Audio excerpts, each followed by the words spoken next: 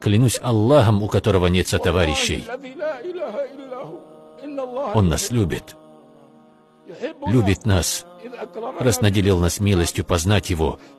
Любит нас, раз наделил нас милостью вставать в молитвах перед Ним.